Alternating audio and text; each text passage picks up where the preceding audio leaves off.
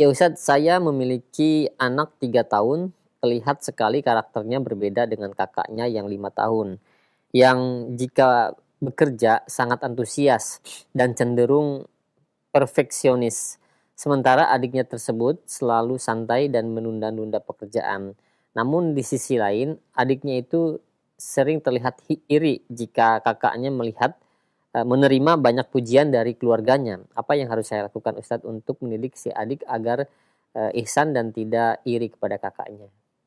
Iya, ini bagus pertanyaannya Iya. ya. Pertama, manusia tidak ada yang sama. Kembar aja nggak sama ya, apalagi kakak adik yang nggak kembar ya. Nah, tidak ada manusia yang sama. Manusia lahir dengan sifat dan karakter yang berbeda. Walaupun hampir mirip karakternya, tapi pasti ada perbedaan-perbedaan kalau kita lihat dengan secara detail ya.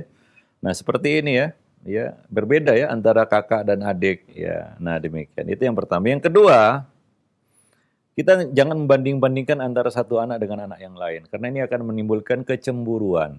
Ya, nah kita harus jaga perasaan anak. Jangan kita banding-bandingkan, suka membanding-bandingkan anak satu dengan yang lain. Nanti dia akan mentalnya akan jatuh, dia akan down mentalnya, dia akan jatuh, dia minder. Ya, dia merasa saya ini adalah makhluk yang nggak berguna, gitu. Jadi jangan banding-bandingkan. Ya, setiap anak punya kelebihan. Ya, nah demikian. Jadi kita harus mengapresiasi setiap kelebihan yang dimiliki anak dan memperbaiki kekurangannya, bukan mengekspos kekurangannya kemudian mengangkat kelebihan anak yang lain. Ya, karena dia akan merasa dijatuhkan. Ya, karena dia merasa ini bukan saya datang ke dunia dengan ini begitu ya. Jadi tidak fair juga kalau kita jatuhkan dia karena kekurangan yang ada pada dirinya. Itu tugas kita ya orang tua untuk memperbaiki, menutupi kekurangan-kekurangan itu. Bukan malah mengeksposnya kan begitu ya, apalagi menjatuhkannya. Ya, dasar kamu begini, dasar kamu begitu ya. Nah, ini kan dia nggak akan bisa bangkit dengan kata-kata seperti itu. Dia tidak akan bisa memperbaiki kekurangannya dengan kata-kata seperti itu. Jadi perlu targhib, motivasi ya kepada anak-anak itu. Yang ketiga ya di sini ya.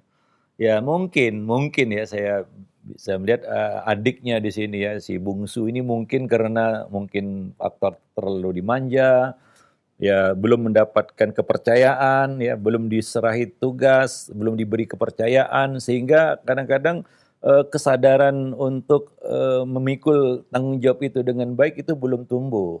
Maka anak-anak itu semuanya harus kita beri kepercayaan, kita latih. Ya, nah karena dia mungkin anak-anak sulung, anak-anak pertama, ya anak sulung, ya mungkin lebih banyak kita serahi tugas sehingga dia terbiasa untuk itu. Sementara si bungsu karena semuanya serba terima apa ya sudah jadi, istilahnya sudah tersedia karena dia yang paling kecil.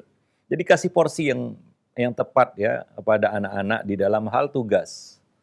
Ya, terus kita latih. Kita beri tugas itu bukan untuk membebani sebenarnya, tapi untuk melatih.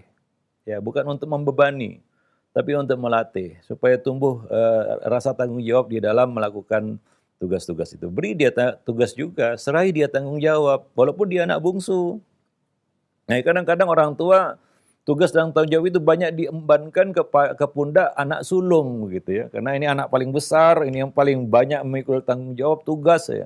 Sementara si bungsu cuma duduk-duduk santai saja, menunggu segala sesuatunya beres, selesai. Ya, saya anak bungsu, nanti akan muncul perasaan seperti itu.